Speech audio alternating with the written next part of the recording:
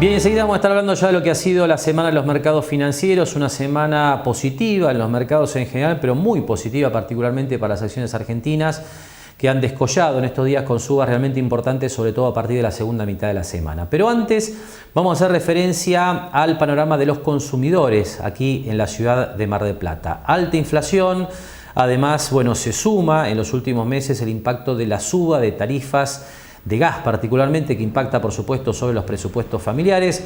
Así que para hablar de estas cuestiones, Javier Novoa ha conversado de la siguiente manera en la semana con Sergio Proselli, que es representante de consumidores argentinos aquí en la ciudad.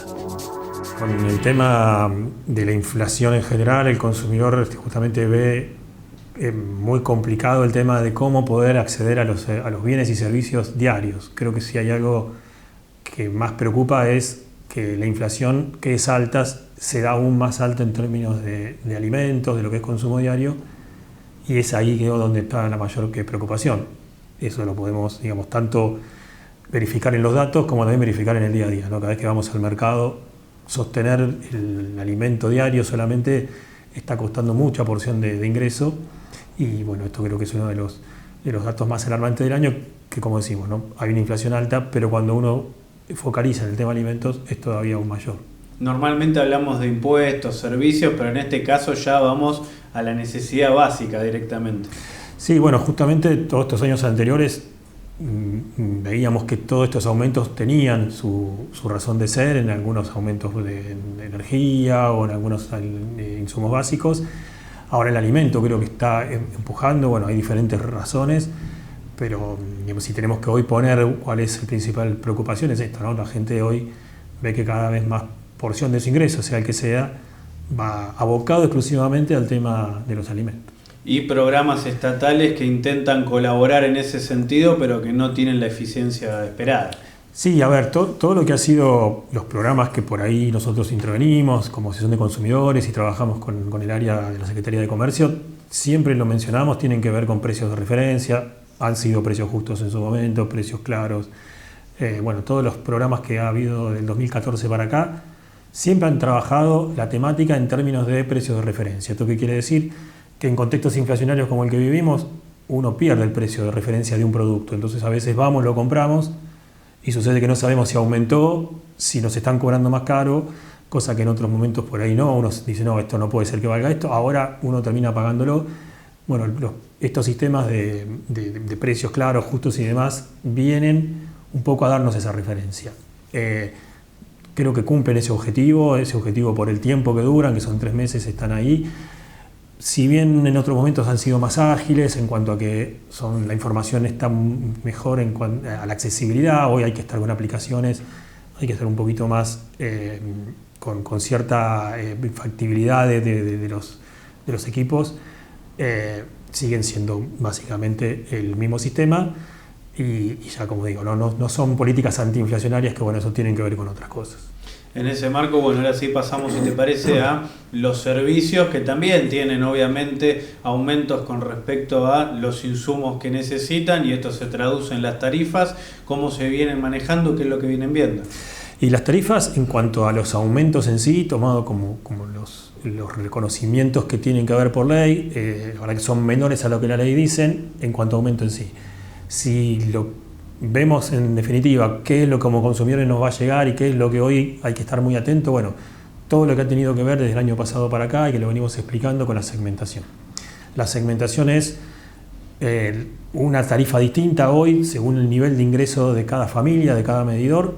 La segmentación hoy tiene 3 niveles y dentro de cada nivel hay un cuadro tarifario diferente. Más allá de que a su vez la tarifa tanto de electricidad como de gas tienen especificidades que tienen que ver con la tarifa social, con el nivel de consumo y demás.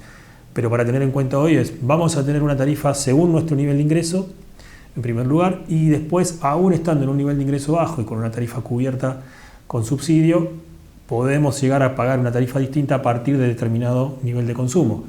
Con lo cual hoy tendríamos 2 posibilidades de pagar tarifa más cara, ya sea por el nivel de ingreso del personal y de la familia, como también si nos excedemos en el consumo. Así planteaba básicamente Sergio Proselli de Consumidores Argentinos la situación de los consumidores aquí en la ciudad de Mar del Plata, haciendo especial referencia a lo que tiene que ver con la suba de las tarifas de servicios públicos, y en este sentido Proselli enfatiza, esto lo va a notar en el segundo tramo de la charla con Javier Novoa, la necesidad de inscribirse para, bueno, justamente recibir ese beneficio. Y lo que nos decía Proselli, que es un tema realmente importante, hay mucha gente que no se ha inscrito, con lo cual va a perder el subsidio y va a tener un impacto muy fuerte en su presupuesto familiar. Así que lo que sigue es lo que nos comentaba Sergio Proselli sobre el tema del registro de los beneficiarios de los subsidios a las tarifas de servicios públicos. Está abierto tanto para reinscribirse a aquello que no lo hizo, siempre considerando que va a ser a futuro, si lo que ya está hasta este momento está ya dentro de la factura no va a ser modificado, y a su vez para modificar algún dato personal, si hay alguien que modificó su ingreso, modificó su entorno familiar o modificó su domicilio, puede volver a entrar y en ese caso modificar los datos. Aquel que no lo haga va a notar una diferencia sustancial, imagino, entre factura y factura. Creo que el registro tiene esto de lo que más nos preocupa como consumidores, y creo que al gobierno también, por eso vino estirando, mejor dicho, la aplicación hasta este momento, es que una porción de gente que sabemos que no es de nivel ingreso más alto no se ha inscrito, y no inscribirse implica inmediatamente pasar a perder todo el subsidio. Y la diferencia es muy grande, casi el 100% entre una tarifa y otra. Aquellas personas que no lo han hecho porque no conocen el sistema, porque por ahí no están familiarizados con la tecnología, que justamente es un sector que tal vez necesite sí o sí estar subsidiado, bueno, va a perder el subsidio y probablemente se entere de esta noticia cuando le llegue la factura, y la factura es bastante alta comparado con el resto de la factura. Sergio, durante años hablamos en Mar del Plata de la zona fría, se reclamó, se hicieron audiencias, una gran cantidad de acciones para lograrla. La misma se aprobó, ¿influye finalmente de alguna manera, o con todo este contexto queda un poco absorbida? Y no, la verdad que sigue siendo importante. Si no tuviésemos esa tarifa de zona fría hoy en Mar del Plata y zona, todos los que se ha conseguido, la tarifa sería muchísimo más alta. Recordemos que es un 30% menos promedio de descuento, en algunos casos para algunas determinadas categorías es del 50%, con lo cual es muy importante el descuento. Así que a todos estos aumentos que estamos mencionando, le tendríamos que agregar un 30% más si no tuviéramos ese beneficio.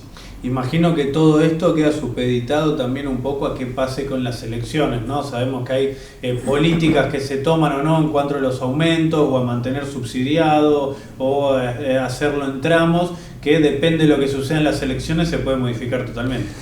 Sí, bueno, ha habido modificaciones incluso por cambios en la Secretaría de Energía. Esto que venimos hablando de la segmentación, hubo diferentes formas de aplicarse desde que se inició ahora, aún sin aplicarse, pero hubo diferentes criterios a la hora de definirla. Creo que sí que se necesita tal vez una gestión en esto en donde se clarifique un poco. Creo que esto incluso lo conversábamos hasta con gente de las propias empresas de servicios, ¿no? Se hace muy difícil entender una factura. Ya era complicado antes. Hoy estaré explicando segmentación, categorías, zonas frías, tarifa social, cupos. Bueno, es muy complejo entenderlo hoy una factura. La gente incluso nos consulta porque a veces no sabe si le vino de más, si le vino algo mal.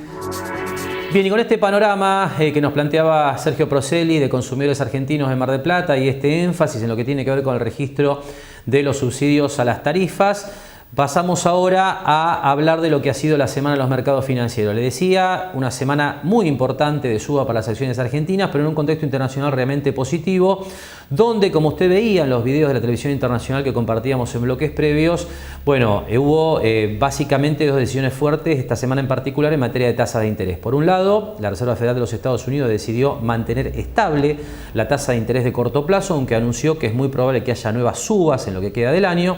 Y por otro lado, el Banco Central Europeo sí decidió una nueva suba de la tasa de interés e incluso proyecta otras hacia adelante, pensando en terminar de combatir el proceso inflacionario. Un proceso inflacionario que, a esto vamos, bueno, viene descendiendo progresivamente de manera, le diría, significativa, ¿no? Aquí le muestro los datos de lo que tiene que ver con la inflación durante el mes de mayo, que se informó en el mundo desarrollado. Básicamente, como usted ve, en Estados Unidos la inflación bajó del 4,9% en abril al 4% en el mes de mayo. En la eurozona bajó del 7% al 6,1% en mayo. Como usted ve, la eurozona todavía con tasa de inflación un poco más alta, pero esto realmente depende del país que estemos mirando. Ahí le ponemos dos extremos de alguna manera, porque por ejemplo en España la tasa de inflación ya cayó al 3,2%. Hablamos, por supuesto, siempre de tasas anuales, es decir, tasa de 12 meses. Mientras que en Hungría, que es el otro extremo, la inflación bajó también, pero del 24 al 21,5%. En síntesis, lo que se está observando a nivel global es una caída progresiva de la tasa de inflación, aunque lo sorprendente, mirando esto desde la Argentina, con los números inflacionarios de la Argentina, es que el Banco Central Europeo sigue subiendo la tasa de interés. La Reserva Federal dice que va a volver a subir la tasa de interés en lo que queda del año 2023, es decir que todavía los objetivos no están alcanzados, que es básicamente una inflación cercana al 2%, con lo cual, bueno, esto difiere sensiblemente del escenario de inflación que vivimos aquí en la Argentina. Pero bueno, básicamente esta inflación que va descendiendo, lo que ha permitido en la última etapa, como le venimos comentando, es que las bolsas del mundo se muevan, le diría, de manera importante al alza. Pero vamos a ver cómo anduvo esta semana, en particular, como siempre, con el apoyo de los gráficos. Comenzamos por el índice Standard & Poor's 500 de la Bolsa de los Estados Unidos, que, como le comentaba, extendió esta semana el camino alcista que trae desde los mínimos del mes de marzo. Esta semana en particular el Standard & Poor's 500 sube 2,58%. Un dato notable desde lo técnico es que una vez que superó esta línea horizontal que marcábamos en el gráfico algunas semanas atrás, en la zona de los 4.200 puntos, se aceleró la suba que ya ubica al índice Standard & Poor's 500 en niveles que se habían visto allá por abril del año 2022, porque en este sentido hay que recordar que el año 2022 fue negativo para las principales bolsas estadounidenses. En el caso de las acciones tecnológicas, bueno, un recorrido similar para el índice Nasdaq. Aquí le recuerdo que el Nasdaq ha liderado este tramo de suba, es decir, ha subido a una velocidad mayor, básicamente impulsado por acciones vinculadas con el boom de la inteligencia artificial que comentábamos a lo largo de mercados y empresas. Bueno, esta semana en particular el Nasdaq sube 3,25%, también a un nuevo máximo dentro de lo que es el proceso de suba que viene teniendo desde la primera quincena del mes de marzo. En el caso de las bolsas europeas, también tendencia positiva. Esto lo vamos a ver como siempre a través de lo que es el fondo BGK, que cotiza en dólares en los Estados Unidos, suba del 2,88%, ya aproximándose nuevamente el BGK a lo que fuera el máximo del año en los primeros días del mes de mayo. Y un dato destacado dentro de lo que es el recorrido por las bolsas del mundo es que realmente las bolsas latinoamericanas parecen estar recobrando el aliento después de, le diría, muchos años, ¿no?, de tendencia lateral. Esta semana el ILF, que es un fondo que cotiza en dólares en los Estados Unidos, sube 2,32%, intentando ya superar este máximo de octubre del año pasado, lo que probablemente, bueno, le genere un recorrido adicional en búsqueda de esta línea descendente que marca la tendencia bajista que traen las bolsas de América Latina en los últimos años. Y por último, le comentaba que fue una semana muy positiva para las acciones argentinas. Esto queda plasmado en principio en lo que es la suba del 3,11% que marca el Merval en dólares de contado con liquidación, que sube a un nuevo máximo para el corriente año 2023, aunque este 3,11% esconde subas muy significativas, como por ejemplo la de la petrolera YPF, que subió 16%, o los bancos, que subieron 12% en dólares en los Estados Unidos. Como dato técnico interesante, aquí lo que hay que notar es que con esta suba semanal que ha tenido el Merval en dólares, bueno, está casi ubicándose en este hueco que se produjo en el gráfico después del conocimiento del resultado de las PASO del año 2019. Este día constituye la peor caída de la historia de la bolsa argentina. Este nivel puede resultar una resistencia desde el punto de vista técnico al sostenido avance que vienen teniendo las cotizaciones en la bolsa argentina en los últimos meses. Y con este panorama de las bolsas nos vamos al último corte publicitario aquí en Mercados y Empresas, y enseguida compartimos la habitual charla semanal con la contadora Adriana Figliolo, gerente de Mar del Plata Bolsa.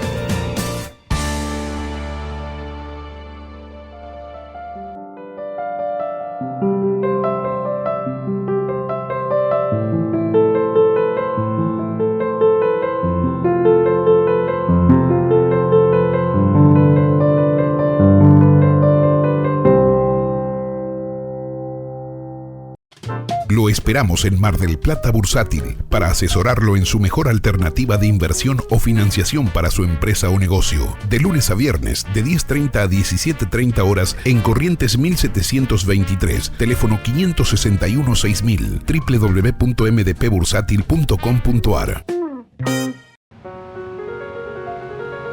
Vos sos una ruta que se asfalta. Así crecemos. Vos sos una nueva escuela que se construye. Eso es un mañana mejor. Vos sos un hospital que siempre te atiende, porque tenés derecho a la salud. Todas y todos por la provincia. Unidos hacemos más. ARBA, Agencia de Recaudación de la Provincia de Buenos Aires.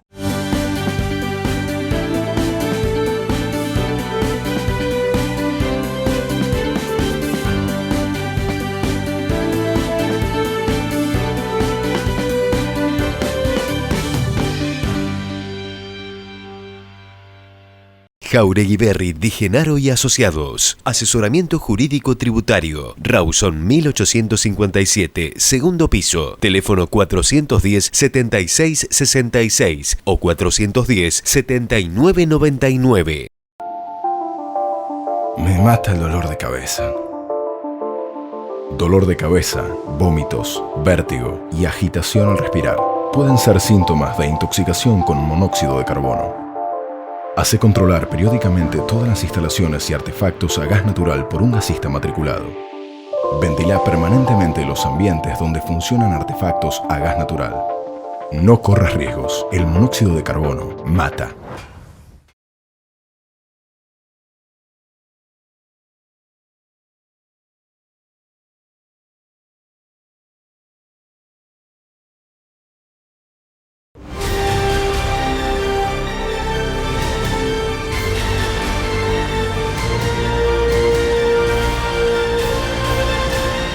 Gran astillero argentino es marplatense. Bien, último tramo del programa y tiempo entonces de conversar con la contadora Adriana Figliolo, gerente de Mar del Plata Bursátil. Así que Adriana, bueno, te damos la bienvenida y me parece que con un dato clave esta semana que tiene que ver con el salto en la bolsa, ¿no? Fuerte suba de las acciones argentinas. Contanos cómo la viste y qué destacarías de lo que fue la operatoria de estos días. ¿Qué tal? Buenas tardes. Sí, realmente la bolsa, en realidad en el año viene. Y el año pasado ya arrancó, ¿no? Como que había tocado un piso tan, no sé, las acciones valían $5, $6, o sea, es como que ya estaban en valores casi ridículos. Entonces, vos me decís, este año, a pesar de todo, ha subido, suponete, el otro día mirábamos, el Merval en dólares lleva 102% este año, en pesos, y en dólares un 37%. Le ganó a todas las variables la bolsa, ¿viste? Y lo que vemos es eso, o sea, vemos como quizás son valores para estar un poco con cuidado en la medida de que realmente cambios todavía no hay, o sea, es toda especulación de cierres, de campaña o de lo que te pueden ir arrojando algunas encuestas, pero en realidad no se ve nada todavía de eso. Pero bueno, ante el cambio pienso que por el valor que habían tocado principalmente, ¿no es cierto?, las acciones. Claro. Y lo que vemos nosotros es que ese movimiento no se refleja en los títulos, o sea, lo que es Estado no le siguen creyendo al Estado. Entonces, es importante qué pasa, por ejemplo, ahora, bueno, finalmente si nos van a dar los fondos, los del Fondo Monetario, porque a principios de julio hay obligaciones importantes para pagar, que son la renta de los bonos. Claro. Quizás sería un incentivo a que la gente piense, a pesar de que vos en los portales económicos la mayoría te dicen que los bonos están baratos, que los bonos es buen momento, pero en realidad no vemos nosotros gente que diga, bueno, estoy dispuesto a quedarme. Poco, la cantidad de porcentaje es bajísimo de los que se quieren quedar con los bonos.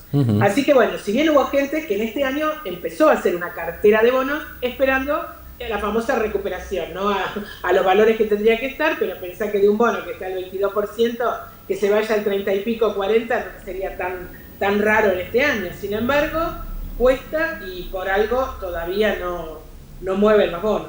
Después, con respecto quizás se ven más tentados a esperar el momento con los dólares, quizás en una obligación negociable, no sé, nosotros vemos eso, como que cuando vos le hablás de bonos, sí, pondría un poco, pero bueno, el público en general se interesa más por la obligación negociable. Porque como es a mediano plazo y no tiene tiene vencimientos largos, lo que están buscando es una renta fija, que le asegure que va a ganar un 9 o un 10% en dólares. Bien, y en obligaciones negociables, ¿qué es lo que más se busca, Adriana? Las de las energéticas, empresas de servicios públicos, porque hay diversas, ¿no?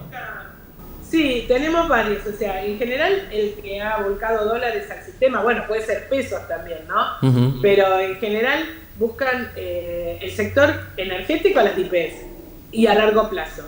¿Por qué? Porque quizás es mejor tener una obligación negociable al 2029 y no una que vence en el 2024, porque va a ser...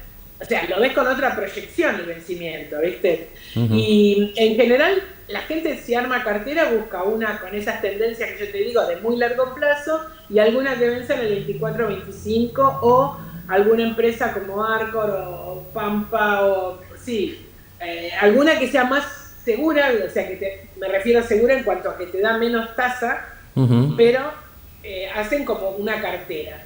Nosotros recomendamos, para mí, viste, las de energéticas y una IPF a largo plazo, porque ninguna de estas obligaciones, porque si compraste una ON al 2029 tenés que esperar al 2029. Es decir, podés pasar este año de transición y ver un poco, montado en una ON que te paga un 9% anual, por ejemplo, un 8,75%, y después ver a qué hacer con los fondos, ¿viste? En este momento que hay tanto desconcierto, la gente no lo quiere dejar en los bancos, no quiere bonos, bueno, la ON es un producto que realmente funciona, la verdad que funciona bien. Pensar que todas las empresas son de primera línea, están calificadas, y bueno, y por ahora ya te digo, todos los vencimientos se han cumplido, inclusive algunas que renegociaron, también algunas han rescatado en forma anticipada. La verdad que son un producto muy interesante. Está muy claro. Bien, Adriana, te agradecemos mucho tu tiempo como siempre. Buen fin de semana y volvemos a hablar desde el miércoles. Y por último, antes del cierre del programa, vamos a ver cómo quedan las principales variables en el circuito financiero. El dólar oficial 1,77% arriba, termina en 259 pesos. El MEP en la bolsa con intervención oficial permanente día a día, bueno, sube solo 0,65%, termina en 476,56 y se mantiene más barato que el blue, que sube 1,86% a 492 pesos por dólar. El más caro de los dólares libres, el contado con liquidación 506,81, sube 1,30% esta semana. En el caso de los bonos, algunas recuperaciones, pero muy parciales, teniendo en cuenta lo que ha sido la semana para las acciones argentinas, con subas realmente muy destacadas, como el caso YPF y los bancos. Bueno, entre los bonos lo mejor, el 2035, que termina con una suba de 5,12%, y en el resto de las series subas menores al 3%. El 2038, estamos hablando siempre de títulos con legislación local, que es lo que ponemos en pantalla habitualmente.